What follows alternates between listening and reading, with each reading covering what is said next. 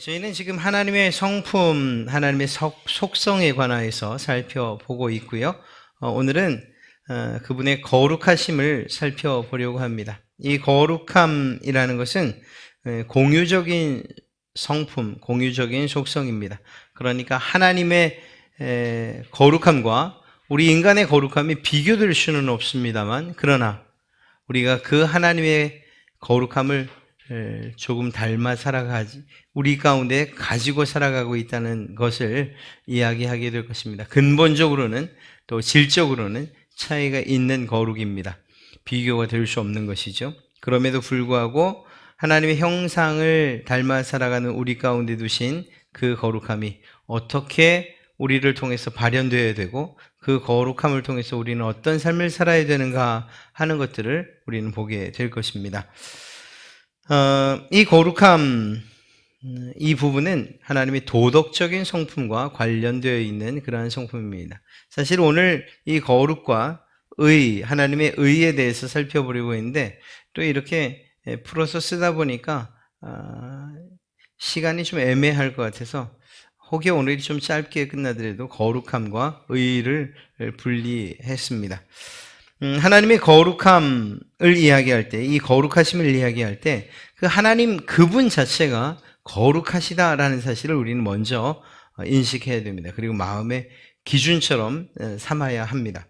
하나님은 이스라엘의 거룩한 분으로 언급이 되고 있습니다. 이사야서 49장 7절 말씀을 보면 이스라엘의 구속자, 이스라엘의 거룩한 이이신 여호와께서, 하나님 그분이 거룩하시다는 거예요. 사람에게 멸시를 당하는 자, 백성에게 미움을 받는 자, 관원들에게 종이 된 자에게 이같이 이르시되 왕들이 보고 이렇으며 고관들이 경배하리니 이는 이스라엘의 거룩하신 이 신실하신 여호와 그가 너를 택하였습니다. 하나님을 설명할 때 하나님의 어떤 분인가를 이야기할 때 그분이 거룩하시다라고 그렇게 성경은 기록되어 있습니다. 많은 성경에서 이렇게 하나님은 거룩하신 분이다라고 언급하고 있죠. 또한 하나님뿐만 아니라 예수 그리스도에 대해서도 그분이 거룩하신 분이라는 사실을 성경은 증언하고 있습니다. 예수님은 성부 하나님께 거룩하신 아버지라고 기도하셨고 그분을 부를 때에 성자, 거룩한 아들, 거룩한 자 이렇게 호칭하고 있는 것을 통해 알 수가 있습니다. 예수님은 하나님을 거룩하신 아버지라고 불렀고 또 하나님은 예수님을 당신의 사랑하는 아들이라고 그렇게 불러주셨던 것을 알 수가 있습니다. 성령 하나님은 그 말 그대로 거룩하신 영이라는 그러한 의미로서 기록되어 있죠. 요한복음 17장 11절 말씀을 보면 나는 세상에 더 있지 아니하오나 그들은 세상에 있사옵고 나는 아버지께로 가옵나니 거룩하신 아버지요. 그러니까 예수님께서 하나님을 부르실 때에도 거룩하신 아버지라고 부르고 있다는 것입니다. 그래서 하나님 그분은 거룩하신 분이시다라는 사실을 성경 많은 곳에서 증언하고 있는 것을 보게 됩니다. 마가복음 1장 24절에서도 나사렛 예수여 우리가 당신과 무슨 상관이 있나이까 우리를 멸하러 왔나이까 나는 당신이 누구인 줄 아노니 예수님에 대해서 증언하죠.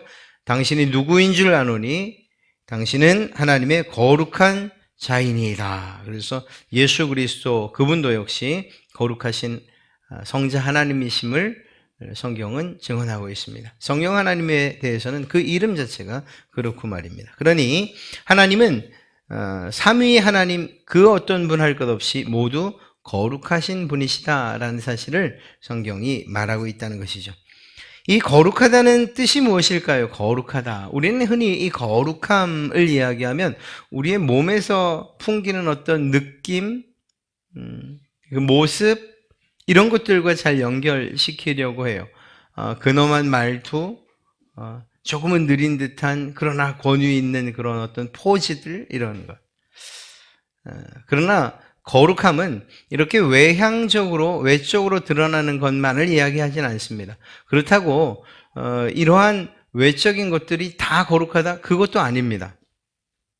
그러니까 어떻게 보면 그 거룩함은 진정한 의미를 알 때에 우리가 그 거룩함을 따라 살아갈 수 있게 되는 거예요. 만약에 이것을 우리가 하나님의 말씀을 지금 이렇게 살피지 않고서 우리는 거룩하게 살아야 됩니다 라고 말하고, 우리가 선입관으로 그리고 편견으로 가지고 있는 그 생각을 마치 거룩한 것처럼 살아간다면 그것은 하나님께서 말하시는 그 삶의 방향과 전혀 다른 방향으로 가게 되는 결과를 낳겠죠. 그러니까 그런 점에서 이렇게 공부하는 일들은 중요한 거예요.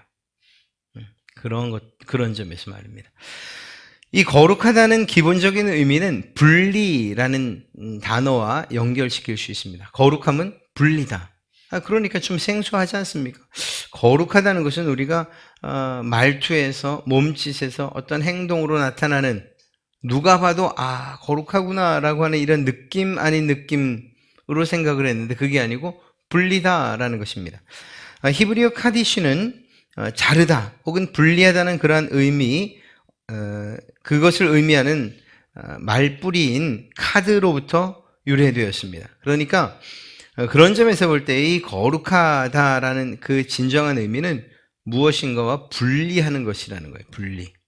자, 하나님의 거룩하심과 우리에게 있는 그 조그만 거룩함, 이것들을 비교하기 이전에 하나님의 거룩함이 존재론적으로 어떤 의미를 우리에게 주는가를 먼저 좀 살펴봐야 됩니다. 즉 다시 말해서 하나님의 거룩하심이라고 할 때 그 하나님의 거룩하심은 피조물과 창조물의 그 분리, 그러니까 그 사이에 무한한 차이와 간격이 있다는 것을, 그것을 인정해야 된다라는 것을 이야기하고 있는 것입니다.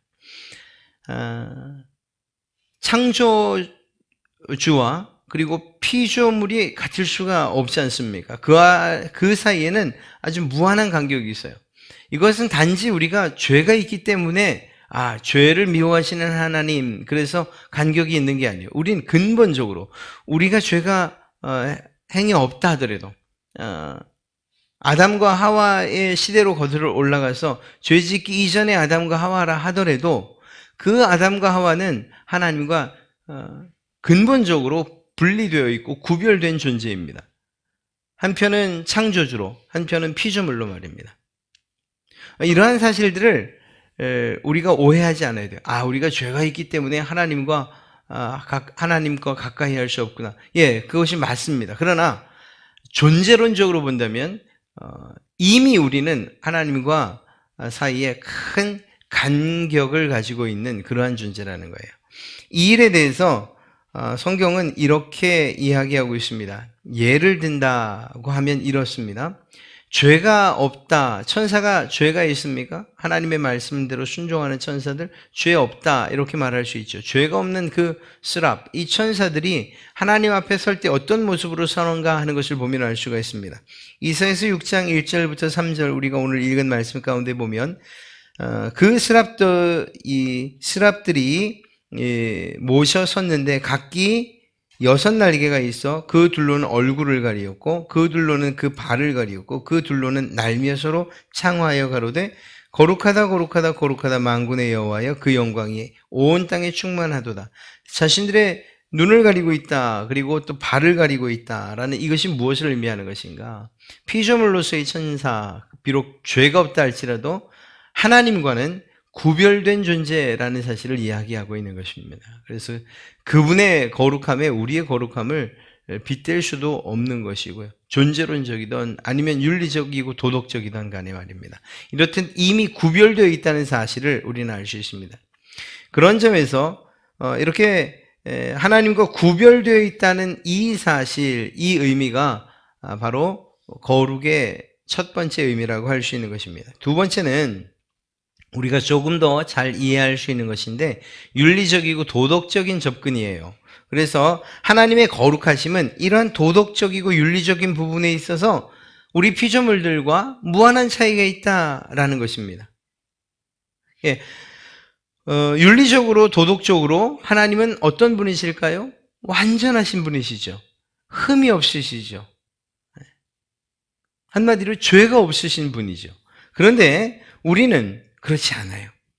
그래서 그 점에 있어서 우리의 죄가 아무리 미약하다 할지라도 죄를 지었다. 예를 들면 아담과 하와가 지었던 그 죄, 우리가 그냥 흔히 생각할 땐 그것이 뭔 큰 죄인가라고 생각하지만 이미 그 마음 가운데에 의심이 들어갈 때부터 죄라고 여긴다면 그 의심에 대해서 우리가 그게 도대체 얼마나 큰 죄이길래 라고 우리는 생각하지만 그러나 하나님의 완전하심과 그러한 완전하신 도적 그리고 윤리적인 그 성품에 비교해 본다면 조그만 의심도 매우 큰 간격과 구별된다는 사실을 우리는 알 수가 있는 것입니다.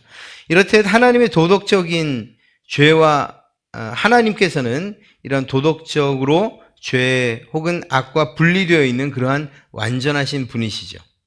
단지 분리가 되어 있다는 것만이 아니라 이후에 이러한 죄와 악의 문제에 대해서 반드시 심판하신다라는 사실까지도 하나님의 거룩하심에 기인한다라는 것입니다. 물론 그분의 공의 때문에 이러한 심판이 반드시 있을 것이라고 우리는 이제 배우게 될 것이지만 그분의 거룩하심, 윤리적으로 도덕적으로 흠이 없으시다는 이것이 결국 죄에 있는 자들에 대한 심판으로서 나타나게 된다라는 것입니다. 이사야서 6장 5절 그때 내가 말하되 이사야가 말하죠. 화로다 나여 망하게 되었도다. 나는 입술이 부정한 사람이요 입술이 부정한 백성 중에 거하면서 만군의 여호와이신 왕을 배웠음이로다. 죄에 있는 죄인이 이러한 죄인이 하나님 그 거룩하신 죄 없으신 죄와 구별되신 피조물들과 구별되어 분리되어 계신 그분을 볼 수 없는 이유 그분에게는 윤리적이건 도덕적이건 죄가 없으시고 피조물과 구별되어 있는 그러한 분이시기 때문이라는 것입니다. 그렇다고 한다면 우리 모든 피조물들 특별히 우리 성도들에게 있어서 이 거룩함은 도대체 어떻게 적용이 되어지고 있는가 하는 것입니다. 앞서 말씀드렸던 것처럼 1차적으로는 이 거룩함은 하나님에게 속한 성품입니다. 하나님의 성품이에요. 그런데 우리 사람들이 만들어질 때에 하나님께서 우리를 만드실 때에 우리 가운데 그분의 형상과 모양을 따라 그래서 하나님의 형상을 우리 가운데 두셨다라는 사실을 생각할 때에 참 감사하게도 우리에게도 파생적으로 거룩함이 존재하게 됐다라는 사실을 이야기하고 있는 것입니다. 그러니까 우리의 거룩함은 하나님의 것과 비교될 수 없는 것이고 그리고 또 완전하지도 않아요. 그럼에도 불구하고 우리에게 있는 이 거룩함, 이 하나님의 성품을 닮은 이 거룩함을 어떻게 발현하면서 어떻게 드러내면서 살아야 되는가 하는 것. 실제로 우리의 언어, 우리의 말에는 우리의 단어에는 이런 것들을 잘 사용합니다. 거룩한 사람, 성자, 또 혹은 거룩한 어떤 시간, 혹은 거룩한 장소, 그래서 성소, 지성소, 혹은 성전, 뭐 이런 이야기를 하죠. 거룩한 물건, 성물 이렇게 표현하기도 합니다. 그런데 이러한 거룩하다고 지칭되어지는 것들이 정말 하나님의 거룩함과 비교될 수 있냐? 그게 없다는 거예요. 그게 거룩하다고 불려지지만 그러나 하나님의 거룩함과는 근본적으로 다른 거룩함이라는 사실을 이야기하고 있는 것입니다. 이때에 무엇인가 거룩하다고 그렇게 불려지는 것들은 그것들이 갖는 첫 번째 의미는 무엇인가 하면은 이 피조물들이 그냥 만들어진 일상에서의 용도대로 사용되지는 것이 아니라 구별되어서 하나님께 바쳐지고 하나님께 속했다라는 이러한 의미를 가지고 있는 거예요. 예를 들면 이런 것입니다. 이것을 꼭 성물이라고 이야기하진 않지만 저희가 그렇게 하지 않기로 했지 않습니까? 그러나 이제 예전에는 이렇게 성물, 제단 이렇게 이야기를 했지 않습니까? 이런 것들이 다 성물이라고 이야기합니다. 이게 여기에 있기 때문에 성물 아닙니까? 이게 예를 들어서 어떤 공연장에 혹은 또 세미나장에 있다면 그냥 강단이죠. 그냥 강단. 그러나 이곳에 있으니 우리는 이것들에 대해서 예전엔 성물이라고 그렇게 불렀어요. 또 이스라엘의 성전 안에 있는 여러 가지 기구들, 뭐 부집개라든가 뭐 기타 등등 여러 가지 이 기구들, 그 기구들이 밖에서 혹시 사용되어지는 똑같은 것들이 있다면 어떤 것은 성물이고 어떤 것은 그냥 일상적인 기구입니까? 그 구분이 무엇이죠? 어디에 속해 있느냐 하는 거예요. 그러니까 성전에서 사용되기 때문에 하나님께 바쳐진 것들이기 때문에 성물 혹은 성스러운 기구들이라고 그렇게 불려지는 거예요. 장소도 하나님께서 임재하시는 곳이기 때문에 지성소라고, 지극히 거룩한 곳이라고 그렇게 불려지는 거예요. 그러니까 이렇듯이 피조물, 우리들을 포함해서 어떤 것들이든지 간에 구별되어서 하나님께 바쳐진 것들을 거룩하다고 이야기한다는 것입니다. 그런 점에서 이러한 구별이에요. 그런데 여기에는 윤리적으로 어떤 도덕적이냐 윤리적이냐 이런 의미를 담고 있지는 않습니다. 그래서 여기에서 이제 문제가 생기는 거예요. 무슨 말인가 하면 나시린 제도라고 하는 그러한 제도가 있지 않습니까? 그것은 무엇인가 하면 이것이야말로 구분된 자, 구별된 자라는 그러한 의미인데요. 일평생 혹은 어떤 특별한 헌신을 위한 기간 동안에 세상과 단절하고 스스로를 구별해서 하나님께 자신을 드린 사람을 이야기해요. 그 사람을 나시린이라고 그렇게 표현합니다. 평생 나시린으로 살았던 사사 삼손 혹은 사무엘 혹은 레갑 자손, 세례 요한, 이런 사람들을 나시린이라고 그렇게 부를 수 있을 것입니다. 구별되어서 하나님께 드려졌다, 하나님께 바쳐졌던 그런 의미로. 그런데 여기서 이제 우리가 주의 깊게 생각해야 되고 마음에 꼭 새기고 잊지 말아야 될 게 있어요. 그러면 이렇게 하나님께 드려졌다, 하나님께 구별되어졌다라는 이 사실이면 충분한가 하는 거예요. 그렇지 않다는 걸 제가 좀 말씀드리는 것입니다. 무슨 말인가 하면 삼손을 보면 알 수가 있어요. 삼손은 하나님께 드려진 사람이었어요. 하나님의 것이었어요. 그런 점에서 그는 거룩한 자였어요. 그러나 그는 거룩하지 않은 자였어요. 즉 다시 말해서 이렇게 존재론적으로 예수님을 믿으니까 내가 성도라고 불려집니다. 예, 맞습니다. 그러나 성도이지만 성도의 삶을 살지 않을 수 있다는 사실을 잊지 않아야 된다는 것입니다. 제가 말을 가지고서 장난을 하는 것이 아니고 정말 중요한 일이에요.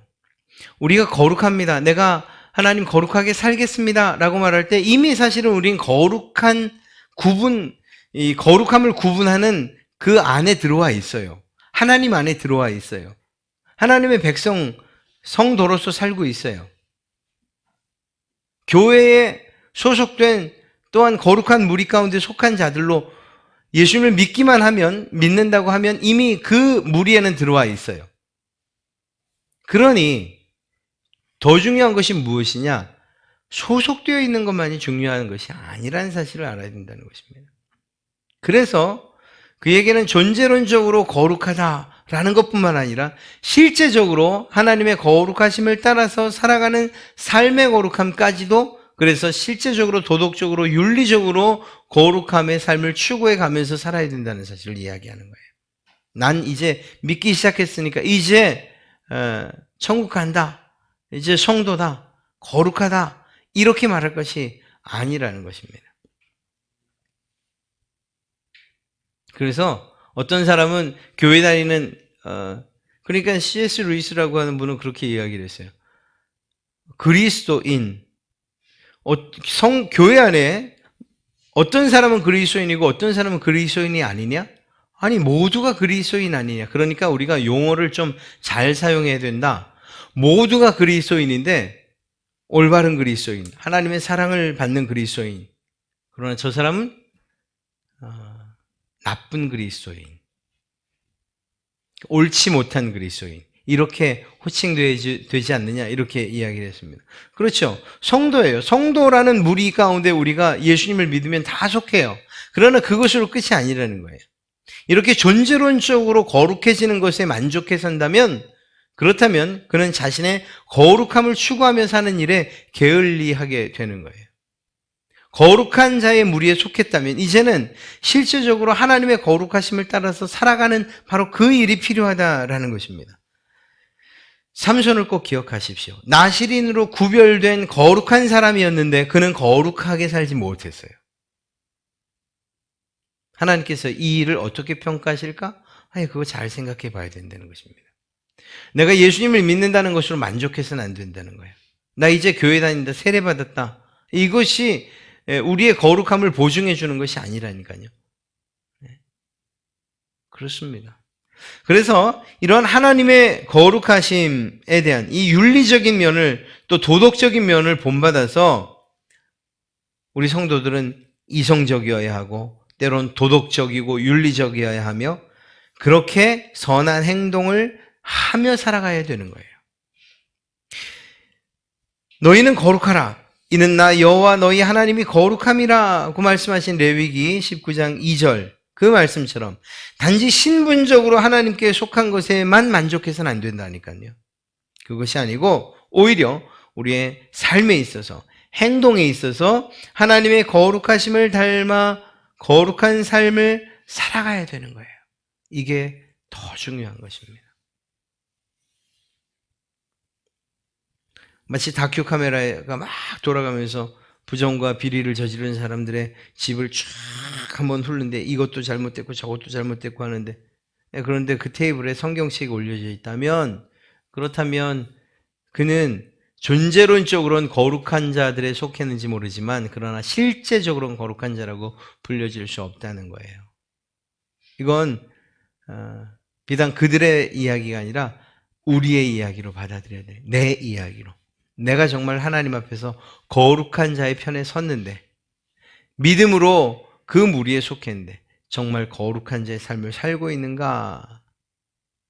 윤리적으로나 도덕적으로나 하나님의 거룩하심을 따라 살아가고 있는가? 라는 이러한 질문들을 우리 스스로에 계속 던져야 된다는 것입니다.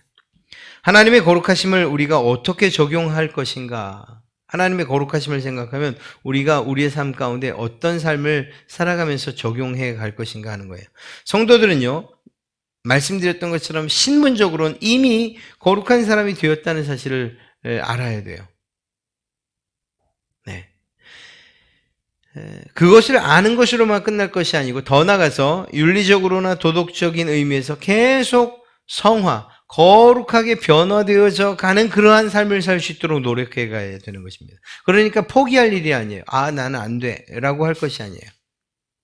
오늘 실패하셨으면 내일 다시 도전하세요. 내 힘으로 되지 않는다는 것을 고백하시고 성령님의 도우심을 따라 기도하면서 거룩함의 삶을 계속해서 살아가셔야 돼요. 포기하지 마시고 말입니다. 우리가 알지 못하는 사이에 어느새에 우리의 거룩함, 이 거룩함이 정말 한층 성장되고 성숙해 있는 것을 우리는 보게 될 것입니다. 첫째는 이제 하나님 중심적인 삶을 살아야 되는 거죠. 왜? 그분의 거룩함을 따라 사는 사람들이니까 말입니다. 이 하나님 중심 삶에 있어 가장 중요한 것이 무엇인가? 바로 이 예배입니다. 바른 예배를 드려야 된다라는 것이죠. 존재론적으로 완전히 거룩하신 하나님에 대한 그 반응, 거룩하신 하나님에 대한 우리의 반응은, 첫째는 이사야와 같은 그러한 정말 하나님께 가까이 갈 수 없는 존재라는 그런 사실을 알게 되죠. 그러나 예수 그리스도 그분의 복음의 능력으로 말미암아 그분의 소속된 자가 되고 난다면 그 이후에는 무한한 신뢰와 그리고 순종을 가지고서 하나님께로 더 가까이 나가야 된다는 사실입니다. 하나님 중심의 삶을 사는 것, 이것이 하나님을 거룩하게, 하나님은 거룩하십니다라고 고백하는 사람들의 삶이라는 거예요. 여러분, 이것은 정말 중요한 일이에요. 우리가 하고 싶어도 그렇게 되지 않는 일들이 생기기 때문이에요. 예를 들면 이런 것입니다. 자석에 S극과 S극은 서로 이렇게 밀쳐내요. 같은 그건. 그런데 하나님께 나가는 사람들, 그들은 같은 성품을 가진 사람들은 하나님께 너무너무 쉽게 잘 나갈 수가 있어요. 그러나 그렇지 않으면 의도적으로 하나님을 피하게 돼 있어요. 네. 성경에도 기록하고 있고 또 우리의 삶도 그것을 말하고 있어요. 그냥 가장 쉽게 이야기할 수 있는 것은 부모들 앞에 정말 잘못을 저지른 실수를 하거나 잘못을 저지른 자녀들이 보이는 태도를 보면 알 수 있어요. 잘못했다고 생각하면 부모들의 눈도 마주치지 않고요. 점점 멀어지려고 해요. 그런데 무엇인가 칭찬받을 만한 일들과 그리고 기뻐하실 만한 일들을 하면 말하지 않아도 가까이 와요. 이것이 우리의 신앙생활에도 고스란히 적용이 된다니까요. 우리가 하나님의 거룩하심을 따라서 살지 못하면 그 거룩하신 하나님 앞에 나오는 일들이 너무너무 어려운 거예요. 너무너무 어려운 거예요. 몸은 혹시 나와 있는지 몰라도 마음은 너무 멀리 또 정말 그 자리에 있지 않을 수도 있어요. 그러나 하나님께서 정말 기뻐하시는 일, 그분의 거룩하심을 따라 사는 이 일에 성공한 그리스도인들이라면 그러면 그들은 하나님 앞에 나오기를 매우 기뻐할 것이라는 것입니다. 마치 숙제를 다 해놓은 학생이 선생님의 그런 평가를 기다리는 것처럼 말입니다. 예. 그런 점에서 볼 때에 우리의 이 예배, 온전하고 합당한 예배, 이것은 거룩한 하나님의 성품을 따라 사는 성도들은 기쁨과 즐거움으로 드리는 그러한 아주 중요한 주님과의 만남이 될 것이라는 것입니다. 무엇보다 하나님에 대한 거룩한 두려움이 우리에게 있어야 됩니다. 공포가 아니고 성경에 기록된 대로 한다면 경외, 두렵고 떨리는 마음으로 존중하는 이러한 마음으로 하나님을 섬겨야 될 것이라는 것입니다. 그때에 하나님을 가벼이 혹은 없이 여기는 일들이 없어요.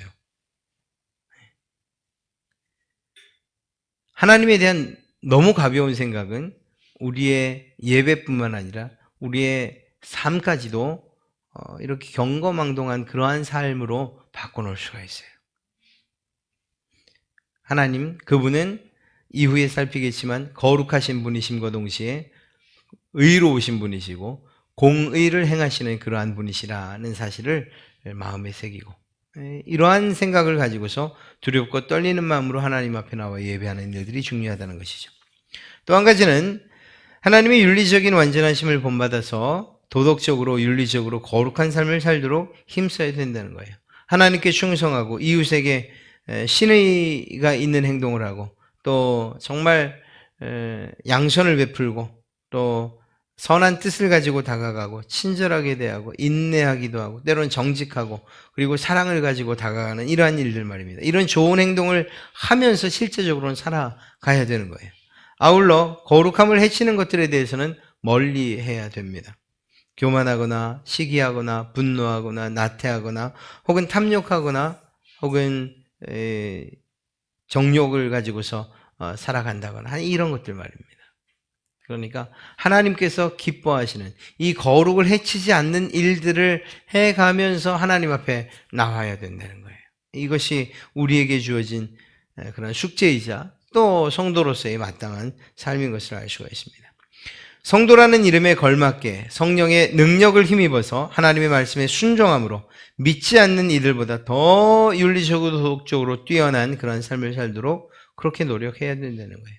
우리 힘만으로는 되지 않는다는 것 고백하면서 성령의 도우심을 힘입어서 하나님 오늘도 내가 거룩한 주의 백성으로 살게 해 주십시오.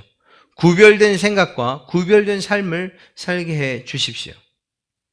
혹여 무엇인가 이렇게 이 거룩함이 훼손될 것 같은 이러한 상황들이 생긴다면 주님 지켜주십시오. 여러분, 물과 기름이 섞이지 않는다는 사실을 잘 알지 않습니까? 아무리 섞으려고 해도 결코 섞이지 않아요. 그러니 이러한 마음, 우리의 이러한 구별됨이 어느 정도 해야 되는가 하는 것들을 마음에 새기고 사는 것, 이것이야말로 하나님께서 정말 기뻐하시는 그러한 성도의 삶이 될 것이라는 것입니다. 하나님께서 내가 거룩하니 너희도 거룩하라 라고 말씀하셨다는 사실. 그 거룩하신 그분 앞에 우리가 기꺼이 나가기 원하신다면 그분의 거룩함을 닮아 살아가는 것, 그리고 그렇게 살기 위해 노력하는 이 일들이 우리에게 마땅히 필요하다는 것을 꼭 기억하시기 바랍니다.